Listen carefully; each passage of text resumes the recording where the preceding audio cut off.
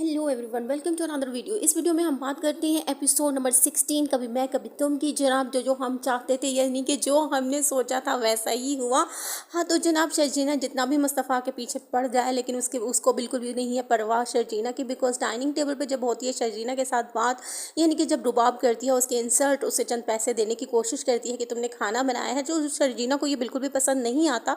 और वो मुस्तफ़ा की तरफ देखती है कि क्या वो कुछ बोलेगा, उसके लिए स्टैंड लेगा कि ये मेरी बीवी के इंसल्ट है। बट जो है मुस्तफ़ा जो है वो उसकी तरफ देखे जाता है बट कुछ बोलता नहीं है। एट द एंड शर्जीना को खुद ही बोलना पड़ता है कि this is not a token of appreciation, this is insult.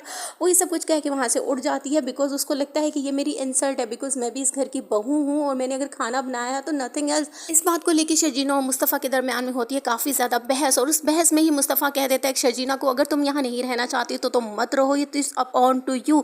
So that's why Sharjeena ही कह देती है कि ठीक है मैं सुबह ही यहाँ चली जाऊंगी, और वो ऐसा ही करती है। सुबह उठते ही वो ऑफिस चल जाती है, देन उसके बाद जो है अपने पेरेंट्स के घर चली जाती है।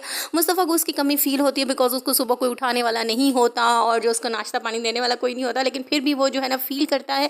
लेकिन जब उसकी अम्मा पूछती है कि शर्जीना मैडम कहाँ हैं, तो वो कहते हैं आपको उसके जाने की परवाह है या घर की मुफ्त की नौकरानी चलेगी है। तो जनाब ये सब जो है ना डायलॉग बाजी होती है एक दूसरे के दरमियान में, और घर में थोड़ी सी फ्रस्ट्रेशन सी फैल गई। ये सबको ये लगा है शर्जीना जो है नाराज़ होकर चलेगी, और वहाँ पे शर्जीना जो वेट कर रही है कि मुस्तफ़ा मुझे मिलने आए, मुझे लेने आए, बट मुस्तफ़ा जो है ना वो जस्ट कॉल करता है उसको लेने या मिलने नहीं जाता।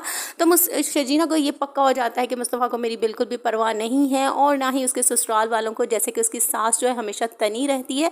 सो दैट्स वाई अब देखने वाले हैं कि नेक्स्ट एपिसोड के अंदर क्या खिचड़ी पकती है इन सब के दरमियान में। और अगर आपको मेरा रिव्यूज़ यानी इमराना स्कॉट्स के रिव्यूज़ अच्छे लग रहे हैं तो प्लीज़ लाइक कीजिएगा, कॉमेंट कीजिएगा और सब्सक्राइब करना तो मत भूलना।